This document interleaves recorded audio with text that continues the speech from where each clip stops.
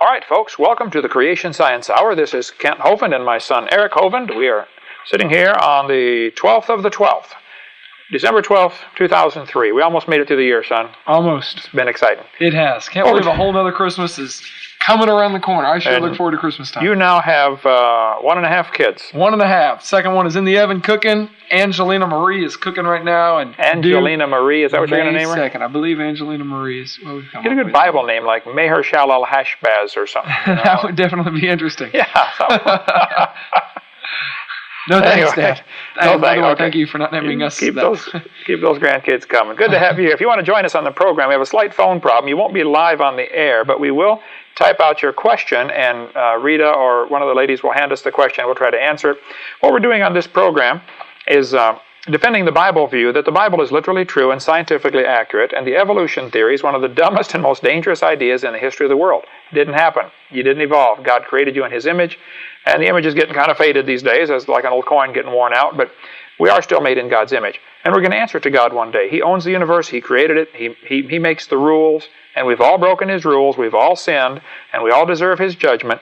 But because of His great love, He's willing to forgive based on what Jesus did, not based on what you've done or what I've done. Only based on what Jesus did on the cross. He's willing to forgive and save. So 35 years ago, I prayed and asked the Lord to save me, and He'll do the same for you if you'll ask Him. That's our goal here. We want to strengthen your faith in the Word of God if you are a Christian. If you're not a Christian, we want to get you converted. That's our goal. We'll tell you right up front. We want to get you converted to the Lord. We think everybody ought to go to heaven with us, or just go to heaven, period. Maybe not today, but you ought to go, okay? Make sure you're going to heaven. What we've done here for the last couple of programs, we're doing an analysis of some of the anti-Hovind websites. We've been talking over the last two programs about Mr. Carl Mary Church's program, his anti-Hovind website. The only reason we picked that one first is because if you go to Google, a search engine, and type in Kent Hovind, about 1,000 times the hit comes up. First one is our website. Second one is his website, geocities.com/Kent Hovind. And so that's the only reason we picked on Carl's, is because his came up first. He's been up for a long time. Jonathan, how long has his been up there, you think? Years. Yeah, a couple years. Okay. And so he's griping in emails to us. What's he saying? Yeah, just recently he was writing an email to Jonathan saying, I didn't realize a debate was going to take place. If a debate happens, usually the opponent is notified and you're able to respond. This is not a debate, is it? Well, he's welcome to call in. Yeah, Carl, if you're listening and you'd like to call, feel free to give us a call. That'd be great. No, this is not a debate. The number is 877-479-3466. Well, he's in Australia. That's true. 850. Yeah. Got to do that. 850-479-DINO. 850-479-3466. You can call in, and we can't be on the program tonight because the phone system glitched, but write down your question, or Monday we'll be back. If you have AOL, our screen name is DRDINO, Dr. Dino, then Live, LIVE. That's the screen name here, so feel free to Dr. Dino Live. Instant message us. The questions that you ask that are not related to what we're discussing, we will discuss in the last 20 minutes of the program. Right. So that'll be at 20 till 6 o'clock Central Time. But we'll answer all those for you. Carl's website has been up for years. This is not a debate, though I'd be glad to make it one any day, Carl. If you want to have a debate on creation evolution, you just let me know. I'll be glad to do that. This is an analysis of your website. Your website is called An Analysis of Kent Hovind, and you've asked many times in email correspondence if we would tell us what we thought. I'm sorry, I really have other things to do than this, okay? It's been a very busy day. It's been a very busy month. Actually, it's been a very busy lifetime, okay? I got to bed really late last night, got up really early again. And I work really hard all day, so this is not a high priority for me to read what the skeptics say. I'm too busy doing, I think, what God wants me to do, winning souls and reaching those who want to hear. However, if you want to make it a debate, that's perfectly fine. The fact that you're not on the air with me doesn't bother me at all. If you want to be on, that's great. So you gave an analysis, and I'm on, if you go to that website, folks, if you want to follow along, geocities.com/Kent Hovind, and we will do as many of these as are necessary. A lot of these sites, they link to each other. It's all the same stuff over and over. Yeah, if you go down to the very bottom of the page on his homepage, it links to another site, and it's just basically the exact same information that somebody else has tried to put in a slightly different way. So it looks like there's a lot of them. Really, it's just the same stuff, kind of regurgitated in a slightly different format. All right, so if you want to follow along, I'm on the home page, where the first one is the introduction. We went through that the first program. Who is Kent Hovind? We went through some of that. I taught high school science 15 years. I've been doing evangelistic work about 15 years on the subject of creation evolution. Then we went through the $250,000 challenge. He's upset because nobody knows who's on the committee. We explained all why. And then what about the assault and battery charge? That's on there. the professor and Mr. Hovind. He's upset that I don't remember the name of the professor that I rode with on the airplane. Yeah, Carl, by the way, let's just go ahead and say that that's a really silly reason to be upset. No offense, but, I mean, come on. Just because you don't remember somebody's name, you're going to blast Dr. Hovind? I forgot my wife's name on our third date. Okay? Wow. So careful, Dad, what you say. He may add that to the website. I'm sure he will. I just, I am not really good with names, but we do a lot of rubber band shooting here at Dinosaur Adventureland. Man. An airplane. If you are listening right now and you have not learned the scientific way to shoot a rubber band or to shoot an airplane and to make an airplane, we make paper airplanes here that go over 300 feet. What does this have to do with creation evolution? Nothing. However, it does teach us that an ordinary object that is properly prepared and properly motivated can go a long ways. These airplanes are incredible. It's on the website, isn't it? How to make the airplanes? Yeah, go to DinosaurAdventureland.com or go to drdino.com. Both of our websites have it. Look around and you can see how to make the paper airplane. To shoot the rubber band, you got... No, don't you want to show the radio people that. Don't want to show the radio people that. Some people should not learn how to do that. That's very true. And some of you out there will probably use this. We need a signed, notarized statement from them. You probably should not have learned how to do that. I should not have. Okay. I'll agree with that. I was in California a couple weeks ago staying in an 18-story hotel. Ooh. And I told the bellboys, I said, I think I can make my airplane go to the top of your motel. They said, no way. I said, yeah, I put about 10 of them, 30 feet over the roof. Wow. Could have been a 21-story, but that's another story. Yes. Would have made it. Anyway, back to the story here.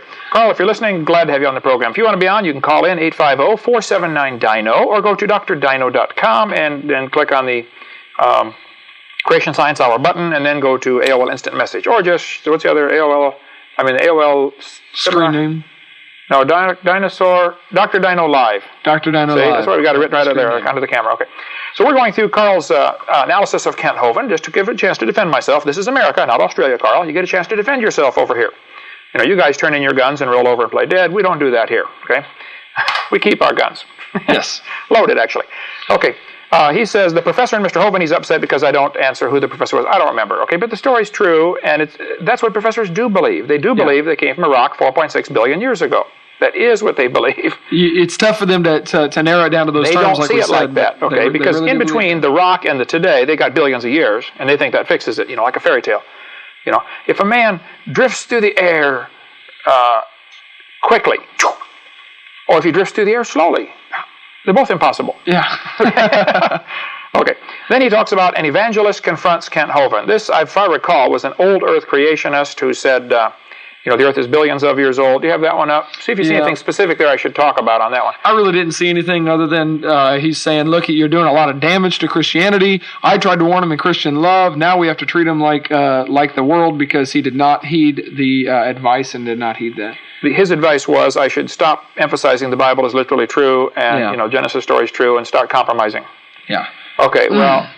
Tough. We don't plan on compromising God's word. We hold to exactly what it says, and that's not something we're into. So if you'd like to go against the word of God, you go ahead. I'd rather stick with what he says. And those that don't believe what I say had better get busy because I'm speaking about 800 times a year, and you're speaking, 300 or 400 times a year in total, and so you better get around. No doubt about it. Better get moving. Okay. Does Hovind have a real PhD? We answered that one yesterday. A warning from Answers in Genesis. Okay. Yeah. Ken Ham, good friend of mine. You went to school. Ken Ham was one of your teachers. Yeah, Ken was one of my teachers. I like him. Fairly nice guy. Yeah. Okay. Yeah. I've tried everything I can to be friendly with Ken Ham. I love their ministry. Don't want to hurt him in any way. We have a few differences of opinion on a couple little things. I think they're very minor. They wrote an article, 15 things the creationists should not use. And the reason for that is because of their research. The research they had done showed that it was an absolute positive proof. Therefore, the evolutionists could poke holes in it. Therefore, you shouldn't use it so that the creationists don't look bad. Is that correct? Right. And I got 300 phone calls saying, why do you still use, 4 or 5 of the 15? They're right on 10 of them, whatever it is. Yeah. Okay. So I got so many calls, and my response is, hey, if I get 100 calls on something, I might as well do a frequently asked question and add it to our website. So buried in our website is my response to their 15 arguments creationists should not use. Well, that generated from them a front page blast of Kent Hovind of all the things I'm wrong. Okay, I didn't respond. I'm done. Okay, yeah. I don't want to fight them. I don't want to fight them. They think they're right. I think I'm right. We're going to leave it at that. We still want to be friends with Ken and don't have any problems at all. We support his ministry. We sent money to his ministry. They're going to build a great museum that is going to be open probably in 6 or 7, maybe 8 years. That's going to be absolutely incredible. Is going to do a lot for the cause of Christ and a lot for creation. Right. So we're not about to try to bash that. No way. I'm for him. Don't want to hurt him. Don't want to. This infighting is unnecessary. Yeah. During the World War II, British had a general named Montgomery. Nobody could stand him. Okay. But Montgomery, it was a good general in many ways, but he didn't have a good personality. And Eisenhower didn't like him. Nobody seemed to like Montgomery. It's just kind of interesting. Two people can be fighting for the same cause and be very different people. Yeah, have personality conflicts. We're not saying that Ken has a bad personality or anything. Do not try to take us that way and go down that road. But we're just saying there's a look at Jesus' disciples. He had Judas Iscariot. He had Matthew the tax collector. Matthew the tax collector worked for the Romans. He also had Simon the Zealot. The Zealots were the anti-Roman, go blow up the bridges kind of guys, They were trying to throw out the Roman Empire and establish their own kingdom. I'd say there were some personality conflicts there. Okay.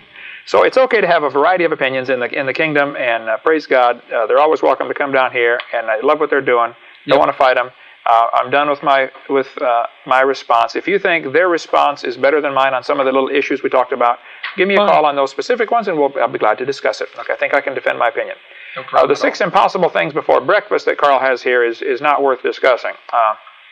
His quacky quotes, I'd be glad to discuss any of those. I've got what I wanted to get to is a couple of Patriot University. We talked about that. Show me the money.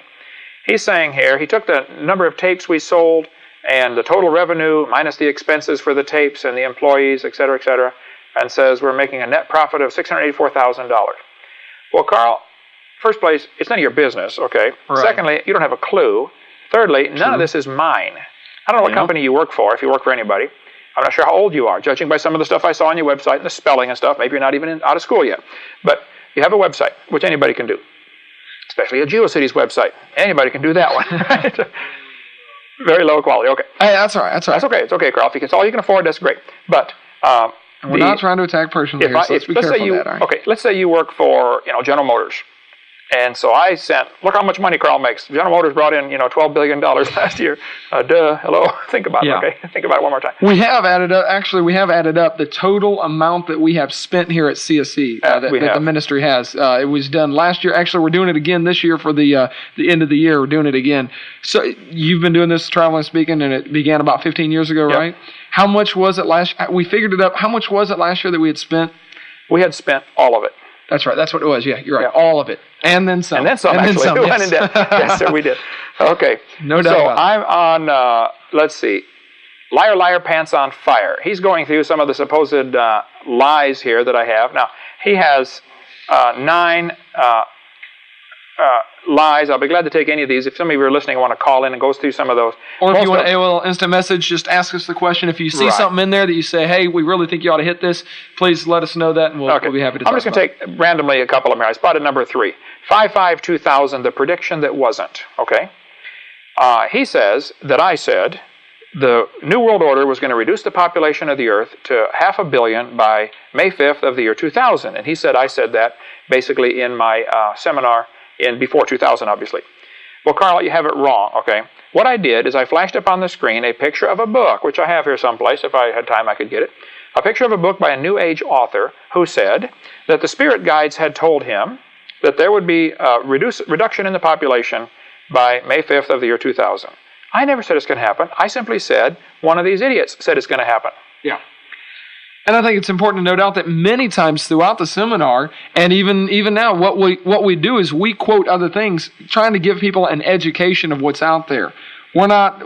Many things that we quote doesn't mean that we claim that.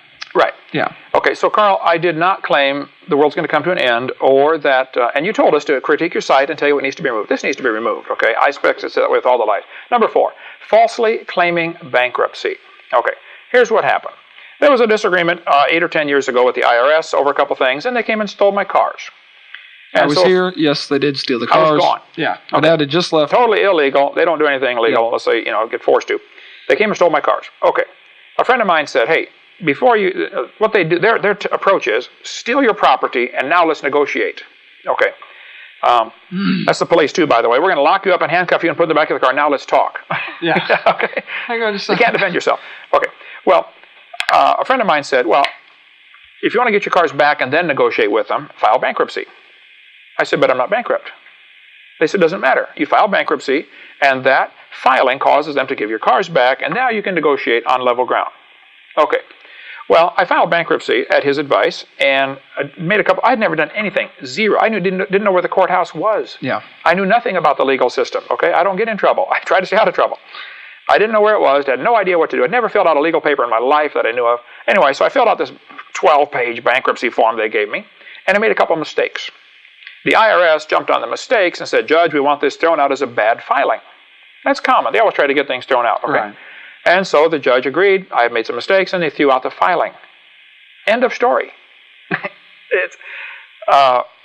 We're not bankrupt, and this is so dumb that this is still on the internet years later. You're lying here, Carl. You need to have that one removed. And it's kind of silly anyway. I mean, it's a mute point. Here, number 7, Darwin in the Eye. I claim that Charles Darwin said that, and I quote right from the book, and I've got his book in my suitcase, which is in my daughter's office in there, that Darwin thought the complexity of the eye was so complex it seemed absurd to believe it could have evolved by chance, that natural selection could have created the eye. And then Darwin goes on for 4 pages or whatever saying, but I think it happened anyway. Okay. The fact that Darwin goes on and talks about it some more and says, well, it might have happened anyway, doesn't help the story at all. Okay. It's true that Darwin said that. I quoted directly from the book. I got the quote right. And gave the page number, at least for the edition I have of Darwin's book. So I didn't lie about it. Carl, you're wrong to say Hovind lied about Darwin's quote. I didn't. It's perfectly fine. And we could talk about all these. I wanted to get to... what about, real quick, can you comment just for those that are listening, the recapitulation versus homology? He says, he's basically saying these are 2 different things, and you're claiming that they're the same thing. He says, what is the ontogeny recapitulates phylogeny. Okay, then he doesn't understand what I'm saying. This is in my seminar, we go through point after point after point. Point 1 was the recapitulation theory, which was made up by Ernst Haeckel, that said the baby growing in the mother goes through the stages of evolution. Right. It recapitulates it goes through the stages of fish, amphibian, reptile, mammal. FARM, farm. Okay. This whole thing is baloney, proven wrong. Yep. Then second point I go into is the homology argument that the bones in your wrist are similar to the bones in a whale's wrist, proving we're related. And he's trying to say that we're claiming they're the same thing. Yeah. We're not. So we're right on both issues. Okay, take that part out. Recapitulation theory is taught. It is wrong. It is not only wrong, it's dangerous. Homology is also taught, and is possible that there's another explanation. Okay, so we have similar forearms. Maybe that proves a common designer, not a common ancestor. Carl, let's think about this. The lug nuts from a Pontiac will fit on a Chevy. That proves they both evolved from a Honda 14 million years ago. Exactly. That's this kind of logic we have. That's the logic, yeah. Okay, let's see. Are you being brainwashed? I just clipped a few sections out of here. To understand why Hovind makes the comments below, you must realize, Carl, you got that one misspelled. Okay, fix realize. Okay. His audience is made up of lower-educated right-wing Americans who feel strongly about atheism, communism, and educated elites. Those of you that are listening right now and just heard that, Carl stating that we are talking to you if you believe in creation, and you are the, how did he phrase that? Lower educated. I can spell... Lower educated. I can spell realize, Carl. See you after the break. Come back.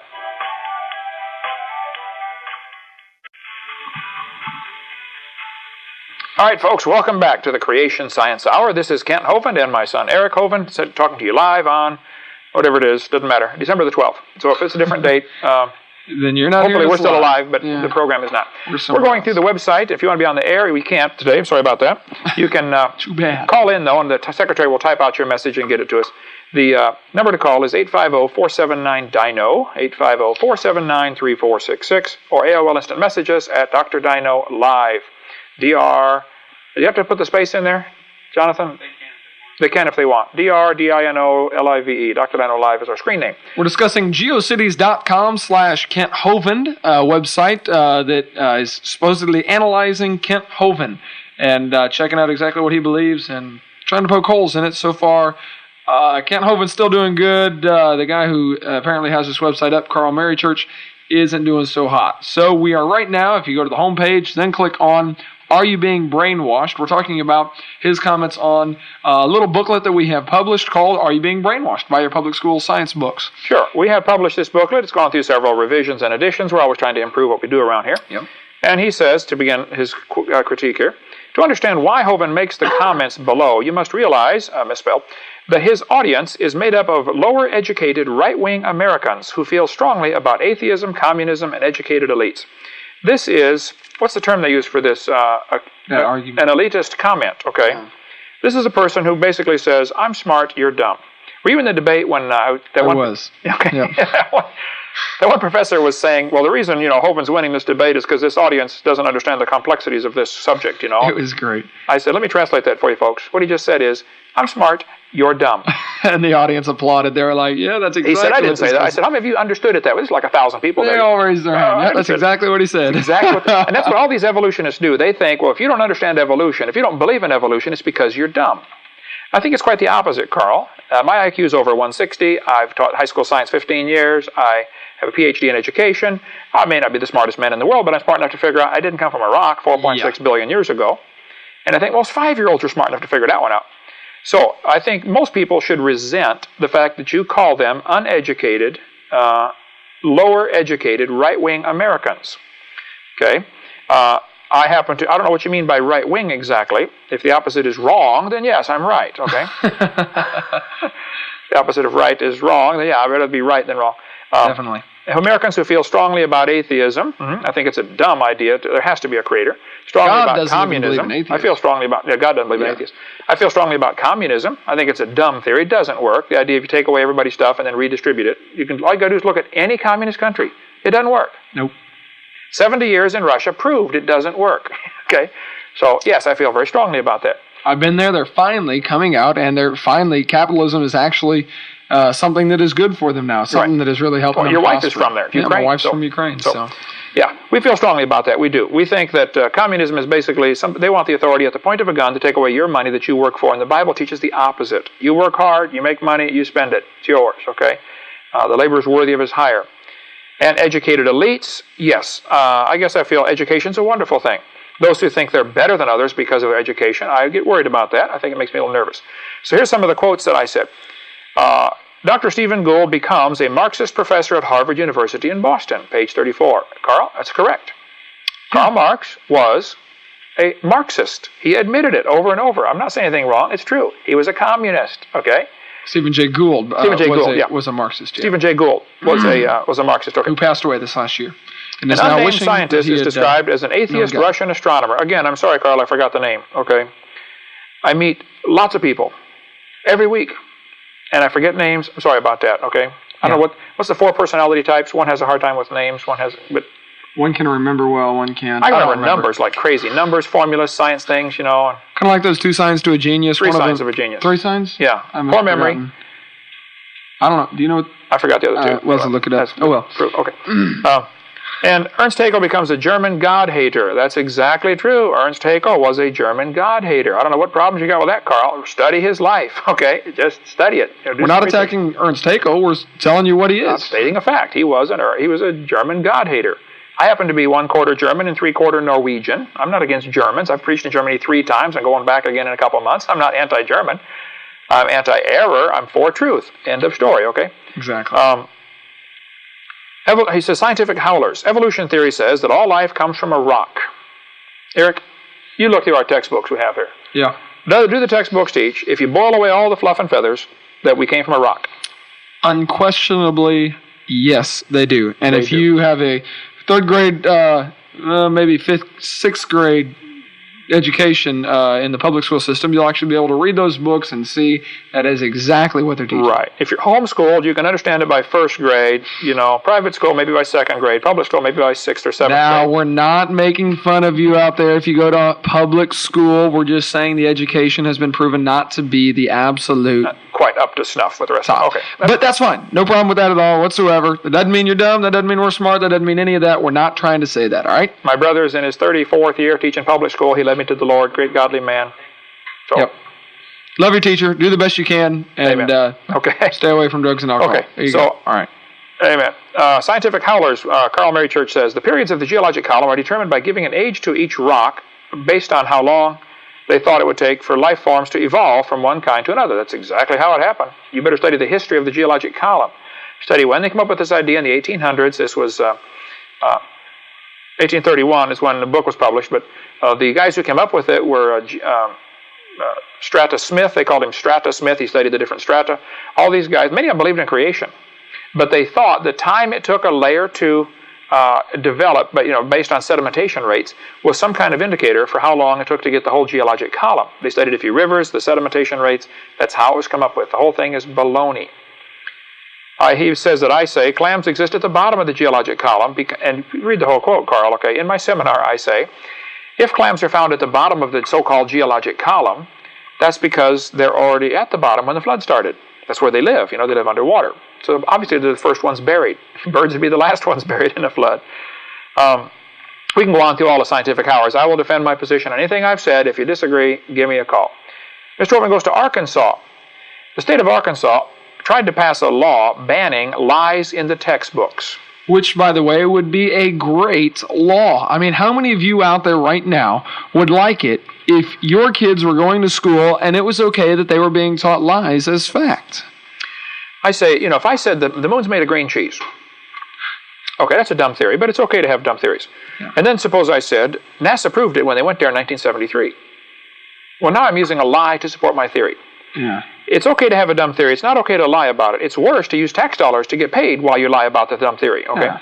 So we went to Arkansas and tried to get them to pass a law that said Arkansas will not spend tax dollars to purchase materials that contain knowingly fraudulent information. For instance, and we gave 10 or 15 examples. Jim Holt wrote the law. A good friend of mine, lives in Arkansas, still Arkansas representative. Did a great job. And HB 2548, and he's got it on here, where we talked about that law in Arkansas. So, yeah, I think and they missed, it was neat. After I got done testifying for 45 minutes in front of this Arkansas Representatives Committee, a woman from the ACLU, the American Communist Lawyers Union, not a lady, got up there and said, folks, this is an anti-evolution bill. One of the representatives said, ma'am, evolution is not mentioned in this bill. Why would you say this is an anti-evolution bill? She said, well, everything used in this bill that you're saying we can't teach is used to support evolution. And he said, well, ma'am, is it true that these things are wrong? She said, well, yes, but obviously this is an anti-evolution bill. Look, if it's a lie, take it out. I don't care if it supports your theory or not. That's not the point. The point is it's a lie. Take it out of the textbooks, okay? Don't lie to get the kids to believe your theory. All right. What's the next section on there? It's about Hovind responds to his critics. Okay, by the way, with the Arkansas bill, what happened was the ACLU lobbied those representatives and congressmen so hard for the next 3 days that when it came time for an actual vote, 12 of them were scared to vote because they thought the ACLU would try to destroy their career. Mm-hmm. And so they took a walk. They call it take a walk, And the bill missed passing by 6 votes. Because 12 people in Arkansas were scared to vote. So if you're in Arkansas, you need to write them guys and tell them, don't be chicken, vote for what's right. Do what's right. If you lose your job, you still do what's right. That's what God says. Do what's right. Remember the little song when you were kids? Do right. If the stars fall. To the stars fall. Yep. Do right. So we encourage you, as we try very hard to do right. Okay, I've got a lot on his. I don't want to spend the rest of my life on Carl Mary Church's we got plenty of other website because he's probably getting more publicity now than he's ever gotten in his life. Okay, probably 20 people a year that look at his site or whatever it is, could care less. But I'm sorry for having to waste all your time on this. But I do want a chance to defend myself. Plus, this will help other Christians. As other Christians genuinely seek the truth, they will be able to understand what Dr. Hovind has to say in defense for what has been said about him. He has a section in here about Madsen versus Hovind. This is Dave Madsen, who wrote a website answering supposedly all the young earth arguments. We'll get into Dave Madsen's arguments when we get to his website. But here's what happened. I give a bunch of evidences that the earth cannot be billions of years old. Dave Madsen wrote a long dissertation on each one. And because he wrote on it, therefore he thinks, I'm right. I had students that wrote all kinds of term papers, and, the more they talked, the less they knew about the subject, obviously. He probably did that a time or two, try to snow the teacher. Oh, yeah. Just keep writing and writing and writing, and, he must know something about this. Pass him, They really do read those. If any of Madsen's particular arguments, most people can see right through most of them, okay?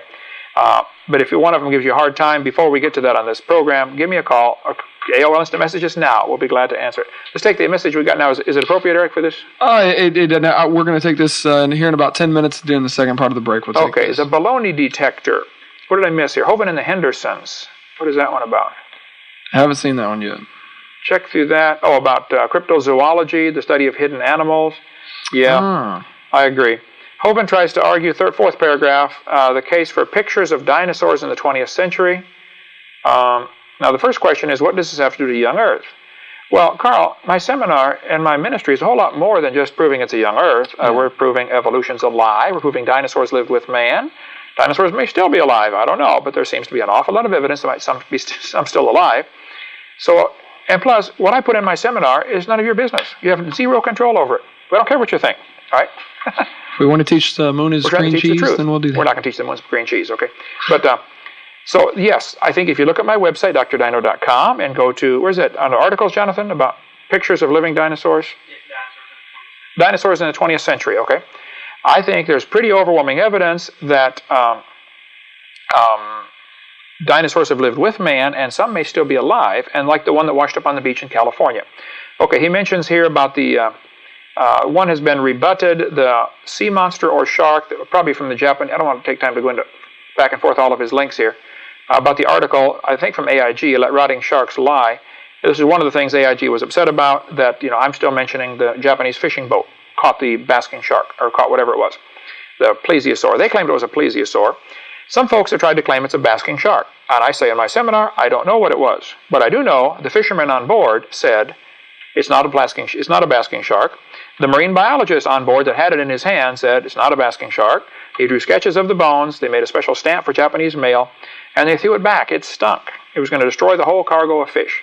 So, if it's a basking shark, so what? I don't know. But they didn't think it was. It's what I say in my seminar. The fishermen didn't think it was. The marine biologist didn't think it was. When they analyzed the protein from the sample that was saved, it was like 96% similar to shark protein. And so it must be a basking shark, huh? Oh, yeah. Well, humans have 64 chromosomes. Chimpanzees have, 46 chromosomes. Chimpanzees have 48. Ooh. Wow, it's 98% similar. Pretty close. And they argue about how humans and chimps have a 98.6% similarity in their DNA. Actually, it's now 95%. They've revised the number down, but still, what does that prove? Nothing. It still proves humans and chimps are different. Yep. And so, if this 98% similar or 96% similar to basking shark protein, that doesn't prove it wasn't a plesiosaur. Nobody's ever seen plesiosaur protein to know what it's supposed to look like. I've never seen any. So, in my seminar, Carl, I simply say, the fishermen said they thought it was, the Japanese government thought it was, the marine biologist thought it was. Some Americans that never touched the carcass said it wasn't. Oh. Go figure. Go figure, okay. So I'm perfectly able to mention that this creature was found, they threw it back. I think it's another small piece of evidence in a much bigger puzzle that there are thousands of things like this that are cited. How many reported sightings just in the last 100 years have there been? Well, I have a whole section of the library. Annie organized it. I'm not sure where the cryptozoology section is, but we can find it, okay? There's probably 2 shelves of these books are just books about cryptozoology, like Loch Ness Monster, Lake Champlain Monster. I have interviewed now 100 people face-to-face in front of a camera who've told me they have seen one. I was in British Columbia 2 weeks ago speaking up there in Lake Okanagan, right at the town of Kelowna. Yeah. I interviewed 3 people on camera. I said, what did you see? They said, I saw a plesiosaur. Describe it. 4 flippers, big body, long neck, swimming in Lake Okanagan. Thousands of folks claim they've seen that thing. We're not saying all of them are true either, Carl. We're just stating that, hey, thousands of people claim to see it. If thousands of people claim to see something, then there could possibly be some legitimacy to the stories. There we go. Tough one to get out. Hovind has co-authored a book, Claws, Jaws, and Dinosaurs, on the subject. By the way, if you'd like one, feel free to call in or write us. It's only, what, $5? $5, Claws, Jaws, Dinosaurs. If you want to get a bunch in quantity, we can give you a better price than that. You can give them out for Christmas presents. I know the author personally. Great book. You better check it out. It's written for probably junior age level, for kids to get interested in the study of cryptozoology, study of hidden animals, to make them stop and question, hey, maybe what I've been taught isn't true, but dinosaurs lived millions of years ago. Maybe they lived with man. It's got pictures and stuff. It's a great little book. Book's been very effective. Not a bestseller. I think we sold about 10,000 of them, but we got some left if you want to call in to drdino.com or get the Claws, Jaws, Dinosaurs. And he says, Hovind has written a book, co-authored a book with William Gibbons, by the way, who's been to the Congo 5 times, Carl, which is how research is supposed to work. You go there, you check it out. Check it out. And he's been there, checked it out. He's convinced there are dinosaurs still alive in the Congo and Africa. I don't know if you've been there or not, but he has. And he and I authored the book together. And he says, I authored a book on the subject aimed at children, of course. Now, what does that mean? Aimed at children, of course. You're trying to brainwash the kids, Dad. Well, take a look at the textbooks to teach evolution, aimed at children, of course. Of course. From kindergarten on. Hello. I'm aimed at teaching the truth, Carl. These kids are being taught a lie, and somebody needs to teach them the truth. We're trying. Just plain and simple. Hovind also makes a few bucks out of 1 minute, probably. Modern dino-mania with fossil replicas. Ooh. We do make fossil replicas. We have a museum here. That has brought in billions of dollars. Billions of dollars. I just saw the list today, actually, of how many fossils we've made, and we're... Okay, maybe not billions, but, hey, we're making a dent. Take off all the zeros. I think we made about $1, okay? We're trying to use them as witnessing tools. Okay. So and they do work great. I mean, a great conversation piece if you want to check it out. Break time. He says, pay careful attention to the Paluxy tracks. We'll talk about that after the break, and then take your questions or calls. Call in, folks. Thank you. Join us in a minute. Hang in there.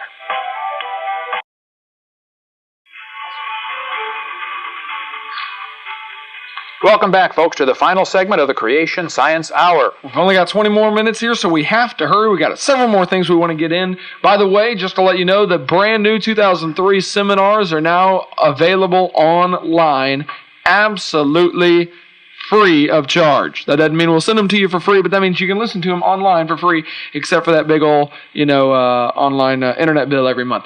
Click on Seminar Online link at drdino.com, drdino.com, and you can check out the seminars right there for free, absolutely no cost. Order them if you'd like, on DVD or VHS or audio or CD or MP3, pretty much however you'd like to get it. And if you're within reasonable distance, you can still get them in time for Christmas. We're sending out great Christmas presents. Fossil replicas. Here's one of our T-Rex teeth, a copy of a T-Rex We've got one here. Obviously, you can't see it out there. Real dinosaur eggs. We don't have castings of these. These are 3 real dinosaur eggs. We like fossils. We're going to use creation. What do we have there?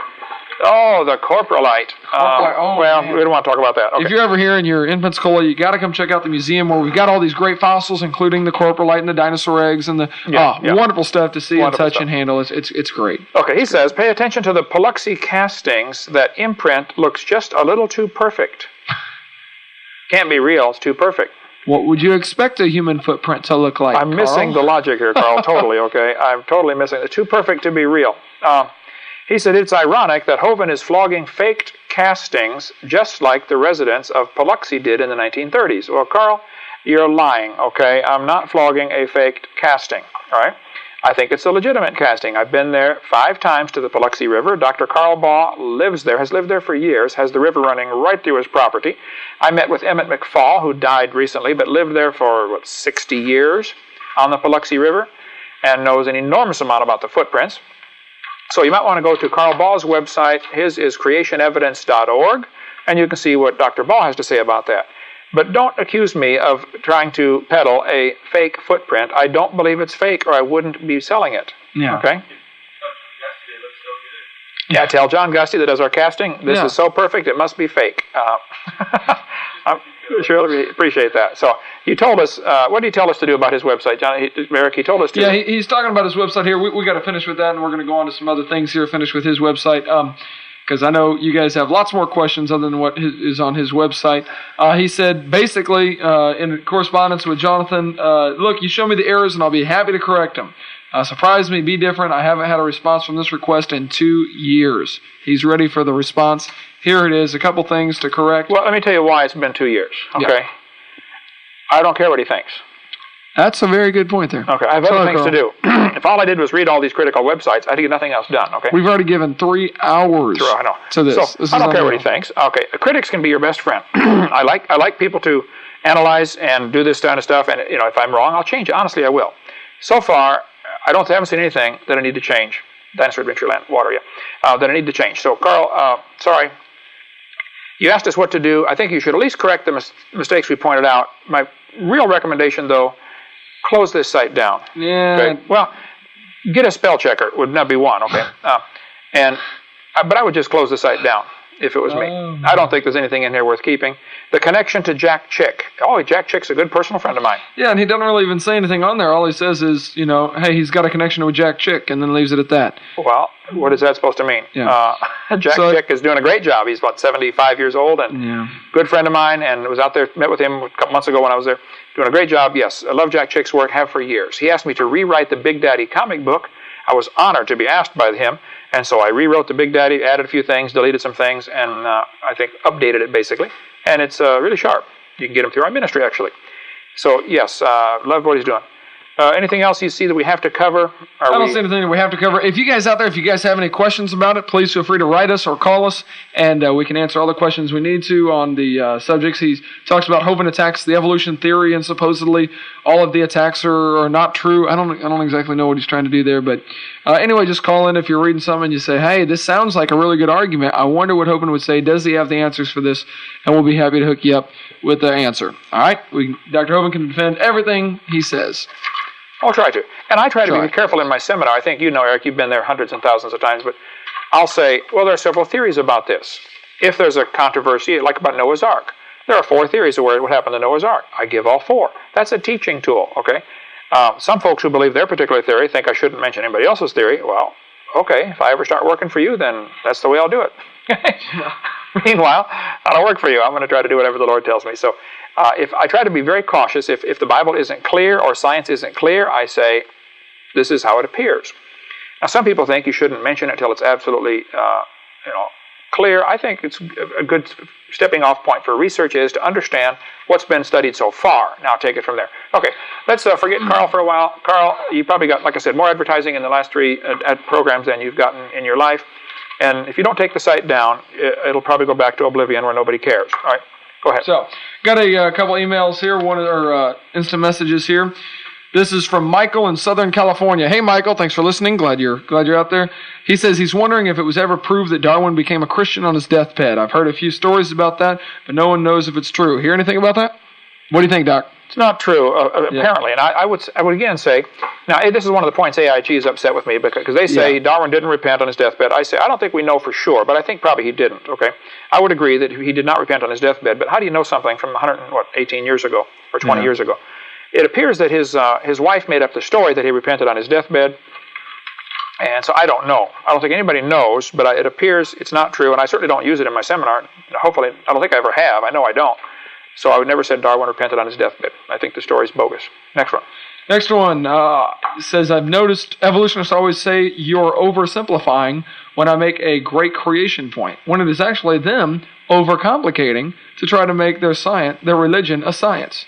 Do you have the same experience? Maybe someone oversimplifying means you're removing all the smoke and people are seeing how dumb my argument is. Yeah, that's probably a wise thing to do. I mean, hello. When I say, do you believe you came from a rock? And what's his name? Pigliucci said, well, not directly. Okay. Well, you do believe you came from a rock. I was in a debate one time, and afterwards this lady came. Boy, she was upset. She was walking up the aisle, and I saw her coming. I thought, man, Lord, I'm coming home. That lady's going to kill me. You could see the smoke in her ears and the fire in her eyes. She said, tonight, you said that we believe we came from a rock. We don't believe that. I said, ma'am, you better calm down. You're going to blow a gasket. I said, ma'am, do you believe in evolution? She said, yes, I do. I'm a professor at the university right here. I said, well, would you please tell me then where we came from? She said, we came from a macromolecule. I said, and where did that come from? She said, from the oceans, from the prebiotic soup. I said, and where did that come from? She said, well, it rained on the rocks for millions of years. And you can see it was slowly dawning on her. I do believe I come from a rock. That's exactly what I believe. Let's take away all the smoke. Now, do you remember her name? I don't. Oh, Carl, add that to the website. Add it to the website, Carl. Didn't happen. Hovind doesn't remember the name. It didn't happen. Hey, they really do believe that. If you want to get them frustrated, go ahead and do that. Kind of like on the way back from lunch. Did you see the guy? Did you see the guy go through the green light ahead of you? Yes. You remember his license number? Ooh, no. Remember? It didn't happen. Ooh, you're lying, son. Didn't happen. Got me. Go ahead. All right. Next one, the seminar online. We can download at 56K QuickTime version of your 2003 seminar. He says he downloaded it and it's frustratingly grainy. Will there be other versions available for download? Jonathan?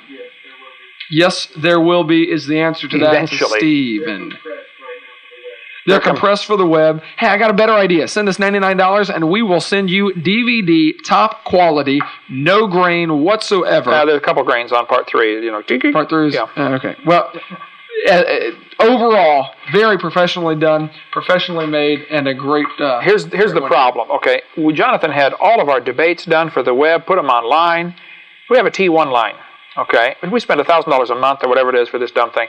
Oh, that's giving out finances. Carl, put that on the website. Yeah, deduct that from the... Anyway, this slowed down everything. Frustratingly slow, okay? So you either put it up grainy and lots of folks can watch it, or put up really sharp and 2 people can watch it, or 3, yeah. So we're working on that. If you want to buy us a T3, we'll put all kinds of stuff on there. Or what's after T3? T4? T5? A large check in the mail. Yeah, a big pipe going down to wherever the water hose, yeah. From Carrie F. How do we account for evolutionists saying that island chains were created over millions and millions of years over hot spots? Well, the Hawaiian Islands, we've been there. You've been there once? Twice. I've been there 3 times, I think. That was kind of a sad story, I mean, that preacher asking us to come all the way to Australia and making us stop in Hawaii for 3 days on the way there and then 5 days on the way back. Oh, this suffering for the Lord is just... it's hard. Somebody has to do it, though, son. Okay, we'll keep doing it. We'll keep doing it. Yeah, it was rough. Loved Hawaii, beautiful islands. There's not much question in most people's minds that the Hawaiian Islands are indeed over a hot spot, with part of a crack in the crust of the earth, which is moving. And as it moves, it opens up a new place, and eventually a new island pops up, or the island gets bigger. So, I agree. That doesn't prove the millions of years, though, part. Just because somebody's right on part of their science, like these guys are, so what? Okay, that doesn't prove they're right on everything, all right? And so, yes, I think the Hawaiian Islands are a hot spot. I think it's moving, but I think it happened since the flood, when the fountains of the deep broke open. And the Bible says fountains of the deep broke open, Genesis chapter 7. That's probably when the cracks appeared, the fault lines appeared. Some of them are still moving. It's only been 4,400 years since that happened. Those are some of the testimonies that have been sent to us. Do you have any more AOL messages? I got one more here from Prophetic. In Genesis, the Hebrew word for light that God created to make night and day is different from that used to describe the lights set in the firmament. Correct. Which are the sun, moon, and stars. So he's stating that those words for the word light are different. They're different words, correct. I ask mainly because, well, first of all, is that true? Yes, it is, prophetic. I ask mainly because God created plant life on the earth before placing the sun in the firmament. Obviously, plants need light to survive. So what happened there? Okay. Well, it's only 1 day difference. He made the plants on day 3, the sun on day 4. Plants can survive fine for a day with no sun, number 1. Number 2, God is light. In English, we have one word, light, which actually means 2 things.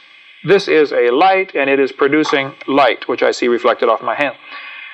In Hebrew, they have 2 words, or and meor. They have a word for the light and a word for the source for the light. We only have 1 in English. We have 1 word, love. They have 6 words, So different languages have different number of words for things. Not a big deal. So God created light. He himself was light. If you read the Bible, for the first 13 verses of the Bible, there was no sun, but they had light. For the last, I think it's 17 verses of the Bible, in Revelation, it says they have no need of the sun. There's no sun. They have no need of the sun, for God is the light thereof. The Bible starts with light but no sun. It ends with light but no sun. Read the last chapter of Revelation. Yeah, interesting. He also asks, was the creation account written from God's perspective or man's? What do you think? I think the creation account was written, the whole book of Genesis is written by 10 different authors. Apparently, God himself either wrote Genesis chapter 1 up through chapter 2, verse 4, or he told Adam what to write. But it changes authors in Genesis 2:4, where it says, these are the generations of. We covered that, I think, on a previous program. If not, it's on our video 7. The phrase, these are the generations of, is the dividing of Genesis into 10 distinct parts by 10 different authors that Moses edited together. If you read Genesis 1, it says God, I think 31 times. If you read Genesis 2, it keeps referring to Lord God. Different word, different person writing. This is Adam writing Genesis chapter 2. Very good. Hey, if you got any questions, we've got about 2 minutes left here. Go to AOL. The screen name is DRDINO, Dr. Dino Live, or call in and we'll try to take your question at 877-479-3466. We can't have you live on the air today due to technical difficulties, but we got a couple minutes here to read a couple testimonies. These are testimonies from people that have written in and said thank you for the ministry. Which one you got there? Laurie Dunlevy writes in, God bless you for all your wonderful work in ministry. We've chosen to homeschool our children and have learned so much from your videos and books recommended on the site. All 3 of my children, ages 4, 6, and 7, absolutely love your videos. Often have a lot of questions. What a blessing to know that Scripture exists to answer any of their creation questions. In the name of Yeshua, the Dunleavys. Well, thank you. Glad you enjoyed that. We got less than a minute left. I don't want to leave the program without saying the reason we do our ministry here, and the 30-some people that work there's my other son walked in back there running the camera, and we have people, dedicated folks here that love the Lord and want to do what's right. We want to win you to the Lord if you're not saved. If you're watching this program and you haven't trusted Christ as your Savior, why not? He loves you. He hates your sin, and you have sinned, and so have I. You will be judged for those sins, but you can be forgiven based on what Jesus did. You don't get forgiven based on what you do. It's based on what Jesus did on the cross. 35 years ago next month, February 9th, 1969, I prayed and said, Lord, I'm a sinner. I want you to forgive me and save me right now. And based on what Jesus did, God is able to forgive me because His blood paid for my sins. And so now I have His righteousness put on my account. On account of I don't have no righteousness. Okay? So when I stand before God, He sees Jesus, not me. You can have the same thing. Go to our website, drdino.com, and click the button, How to Get Saved. See you tomorrow. No, Monday.